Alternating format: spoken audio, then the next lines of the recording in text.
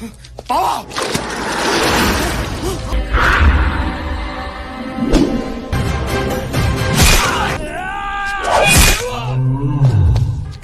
sahabat, apa kabar? Semoga sehat selalu dan senantiasa berbahagia.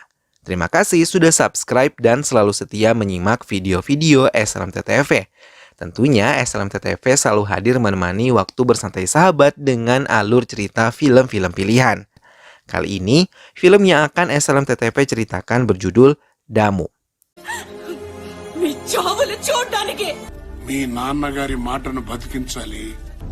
ఈ రోజు నుంచి నేను మీ ఇంటి బిడ్డని.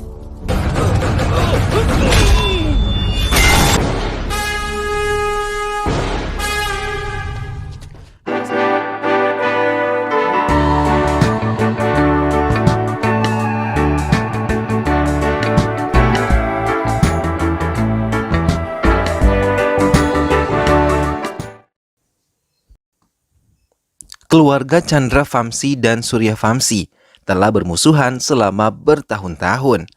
Bahkan dengan kejam, Chandra Vamsi menghabisi semua keturunan laki-laki dari keluarga Surya Vamsi dan juga menghabisi kepala keluarga mereka bila memiliki keturunan laki-laki. Hingga keluarga Surya Vamsi sendiri pun mengatakan hal kebohongan kepada rakyatnya kalau istrinya telah melahirkan bayi perempuan dan mencoba membuangnya jauh dari istana mereka tanpa diketahui oleh keluarga Chandra Vamsi. Hal tersebut dilakukan untuk melindungi anak-anak mereka dari musuh mereka, hingga mereka tidak lagi mengganggu keluarga Surya Vamsi. 25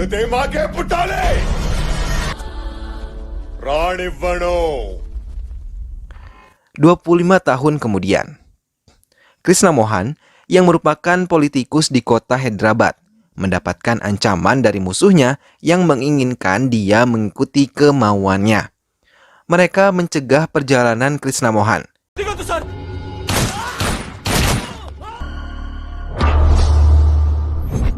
Hingga tiba-tiba datang seorang pemuda yang langsung menolongnya tanpa pamrih.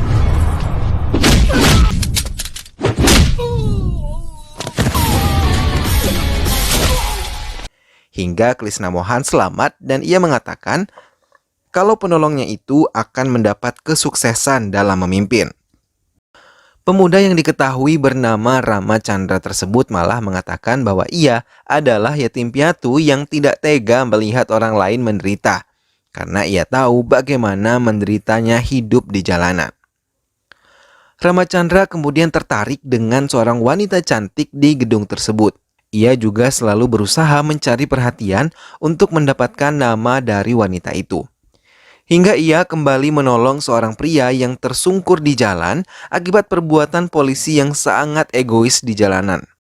Rama Chandra yang hanya berniat menolong pria yang tersungkur di jalan itu malah ditantang oleh polisi yang merupakan pelakunya. Hingga Rama Chandra harus menghadapi mereka semua.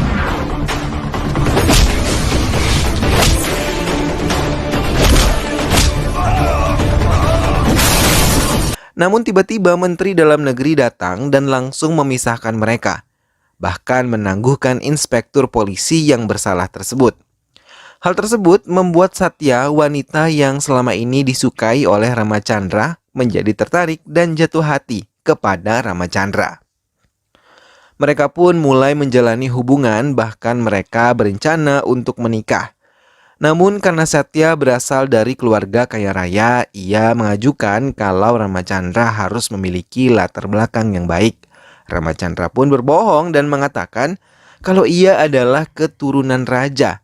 Dengan senang hati Satya mendengarnya dan menanti kedatangan keluarga Rama Chandra untuk melamar dirinya. Pada saat bersamaan, seorang raja bernama Veradurgam mencari putra adopsi untuk dijadikan putra mahkota. Mendengar itu, Rama Chandra tertarik dan bersama temannya ia mendatangi kantor Veradurgam untuk mencalonkan dirinya. Mereka pun diterima di sana oleh Veradurgam. Dan langsung dilakukan upacara adopsi putra mahkota yang dilakukan oleh pendeta kepercayaan Veradurgam. Dalam upacara itu, Ramachandra mendapat nama Baru Vasiredi Vijayadwaja Sri Sinta. Vera Durgam pun membawa Ramachandra ke dalam istananya. Di hadapan gapura istananya adalah gapura kerajaan Chandravamsi yang merupakan musuh keluarga Vera Durgam. Ia juga mendapatkan keanehan ketika memasuki istana. Ia seperti kembali pulang ke keluarga yang selama ini ia rindukan. Semua keluarga istana menyambut kedatangan Ramachandra dan langsung diperkenalkan dengan semua penghuni istana tersebut. Kakak perempuan dan ibu Ramachandra langsung merasa kalau Ramachandra adalah benar-benar saudara kandung mereka. Seluruh keluarga istana merasa kalau ia adalah bayi yang dulu terbuang selama 25 tahun yang lalu. ఈ పద్ధతి వేరు ఈ ఇంటి పద్ధతి వేరు పిన్నమ్మలు కూడా ఉన్నారు. Sementara di kerajaan Chandravamsi masih melakukan kekejaman dan menghabisi semua keturunan laki-laki dari semua warganya. Beberapa utusan yang tahu kalau Vera Durgam telah mendapatkan putra mahkota langsung mendatangi mereka dan mengadakan tukar sirih. Ramachandra yang tidak mengetahui kejahatan mereka dan arti tukar sirih adalah menyerahkan kepala malah menyanggupi 2 hari lagi. Ia akan datang dan mengadakan tukar sirih. Mendengar Ramachandra menyanggupi tukar sirih itu, seluruh keluarga memberikan doa restu dan menceritakan kekejaman Chandravamsi. Mendengar hal itu, Ramachandra menjadi takut dan memutuskan untuk meninggalkan istana tersebut. Namun saat ia meninggalkan istana, ia melihat Satya datang bersama ayahnya.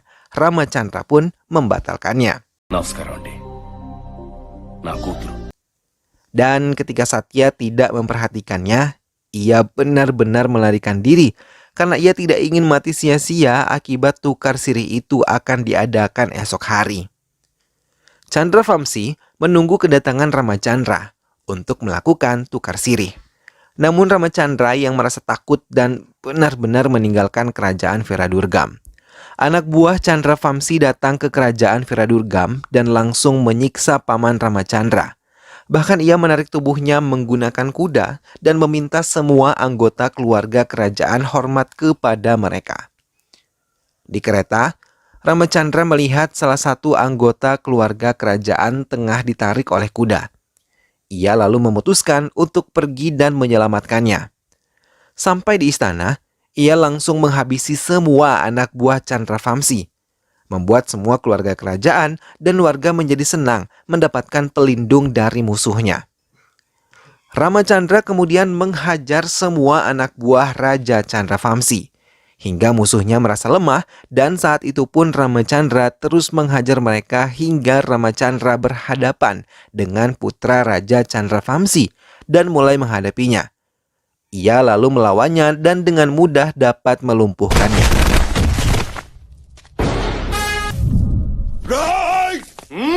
Ramachandra membuat semua anak buah Raja Chandravamsi kembali ke istananya. Hal itu mengakibatkan Chandravamsi menjadi marah dan begitu murka. Namun Ramachandra terang-terangan mengatakan bahwa ia akan melindungi keluarganya yang ada di istana. నిలబడుతున్నా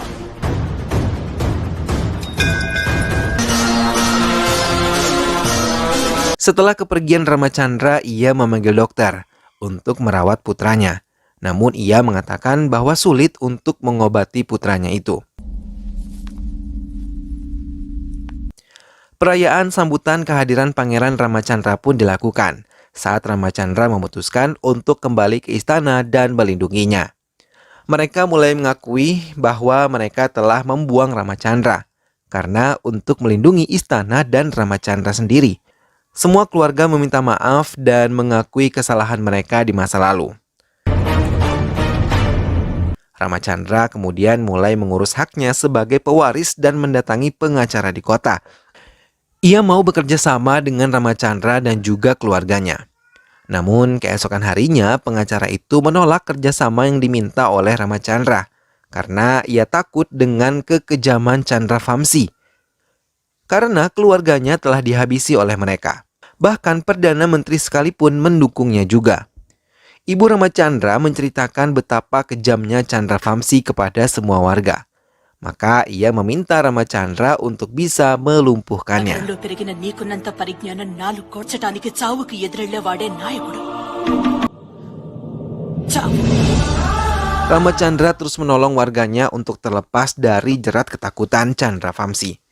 Ia bahkan menolong wanita yang ingin melahirkan karena seluruh anak buah Chandra Vamsi sudah datang dan berencana untuk menghabisi calon anak tersebut. Mereka mengurung keberadaan ibu tersebut yang berada di tengah perahu. Namun tiba-tiba mobil semua anak buah Chandra Vamsi diledakkan oleh Ramachandra dan melumpuhkan mereka untuk menjauh dari tempat tersebut. చావు చూపించొద్దు. గొంతులోని జరుపు రావడానికి 5 ఏళ్లు పట్టుద్ది. Hingga sang ibu berhasil melahirkan seorang putra. Warga kini menantang Chandra Vamsi secara terang-terangan karena telah memiliki pelindung untuk keluarga mereka. ఈ ప్రాంతానికి నేను రుణపడు. Namun semua itu dibalas oleh Chandra Vamsi dengan menghabisi warga beserta kakak ipar Ramachandra yang dihabisi tanpa belas kasihan. Ramachandra mendatangi kerajaan Chandra Vamsi dan langsung menghabisi semua anak buah Chandra Vamsi.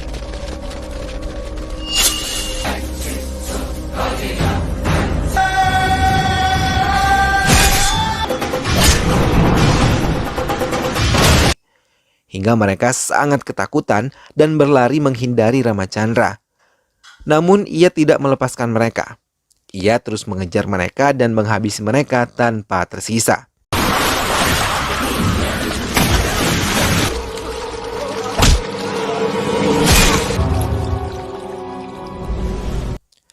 Semua warga berkumpul mendukung Ramachandra. Namun tiba-tiba inspektur yang tidak menyukai Ramachandra datang dan membongkar kebohongan Ramachandra. Ia terdiam dan mengiyakan semua apa yang dikatakan oleh inspektur tersebut.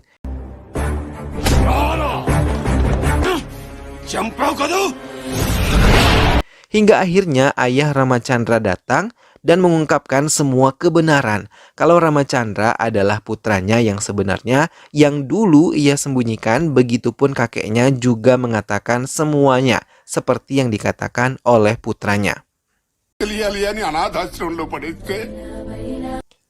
Semua orang memeluk Ramachandra setelah menyadari benar-benar kalau Ramachandra adalah putra kandungnya. Ramachandra benar-benar diangkat menjadi pangeran di kerajaannya.